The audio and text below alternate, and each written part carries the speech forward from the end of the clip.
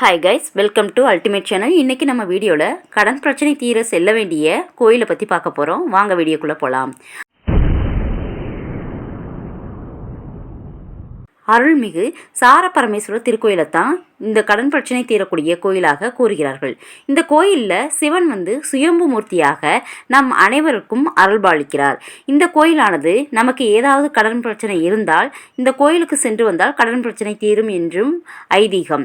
நமக்கு செம்மை தரக்கூடிய நெறி எது என்றால் முக்தி. அந்த முக்தி நெறியை அளித்தருளும் இறைவன் இந்த கோயில்தான் இருக்கிறார். இந்த தல பெருமானுக்கு செந்நெறியப்பர் என்ற பெயரும் உண்டு. தேவார பாடல்களில் வயல்களால் சூழப்பெற்ற வளநகர் என குறிக்கக்கூடிய மிக செழுமையான பசுமையான தலம் திருச்சேரை. இது தஞ்சாவூர் மாவட்டத்தில் இருக்கிறது. இந்த தலத்தில் மட்டும்தான் சிவதுர்க்கை, வைஷ்ணவி துர்க்கை, விஷ்ணு துர்க்கை என 3 வடிவங்களாக ஒரே சன்னதியில் நமக்கு காட்சியளிக்கிறார் கடவுள். இந்த துர்க்கையை வெள்ளிக்கிழமை தோறும் ராகு காலத்தில் வழிபாடு செய்து வருவது மிக சாலச் சிறந்தது ஆகும். இங்கு நவகிரகத்தை தரிசித்துவிட்டு நடராஜ பெருமாளுக்கு அருகில் சென்றால் பைரவர் காட்சியளிக்கிறார்.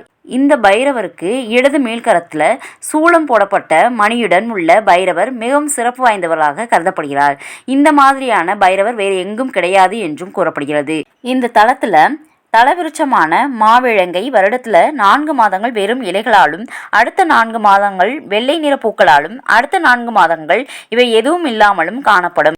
ஆண்டுதோறும் மாசி மாதம் 13, 14, 15 தேதிகளில் காலையில் இங்கு சூரியனது கிரகமானது இத்தலத்து இறைவன் மீதும் அம்பிகை பாதங்களும் நேரடியாக படுகின்றன. இந்த அமைப்பு மிகவும் சிறப்பு வாய்ந்ததாக இந்த கோயிலில் கருதப்படுகிறது. வெளிப்பிரகாரத்தில் மூலவர் சாரபரமேஸ்வரருக்கு இடப்பால் இறைவி அம்பிகையான ஞானவள்ளி அம்மன் சன்னதி அமைந்துள்ளது. ஞானவள்ளி அம்மாள் உட்பிரகாரத்தில் விநாயகர், நடராஜர், இடபாடுரர், தட்சிணாமூர்த்தி, காலபைரவர், துர்க்கை, சூரியன், சனி பகவான் முதலிய சன்னதிகள் உள்ளது. மேற்கு பிரகாரத்தில் தல விநாயகரும் அவரை அடுத்து மார்க்கண்டேயரும் தௌமிய முனிவரால் வழிபாடு செய்யப்பட்டதாக கருதப்படுகிறது. மக்களின் வறுமையை போக்கி செல்வத்தை கொடுக்கவல்ல ஸ்ரீ ரிண விமோசன லிங்கேஸ்வரனுடைய சன்னதியும் இங்குதான் உள்ளது. இவருக்கு அடுத்து பாலசுப்பிரமணியன் சன்னதி உள்ளது. இத்திருக்கோயிலானது சோழர் காலத்தில் குலோத்துங்க சோழன் என்னும் சோழ மகாராஜாவால் கட்டப்பட்டதாக கருதப்படுகிறது. இந்த கோயிலானது கும்பகோணத்தில் இருந்து 15 கிலோமீட்டர் தொலைவில் திருச்சேரை என்ற இடத்துல அமைந்துள்ளது. இந்த வீடியோ உங்களுக்கு பிடிச்சிருந்துச்சுன்னா லைக் பண்ணுங்கள், ஷேர் பண்ணுங்கள், சப்ஸ்கிரைப் பண்ணுங்கள். தேங்க்யூ.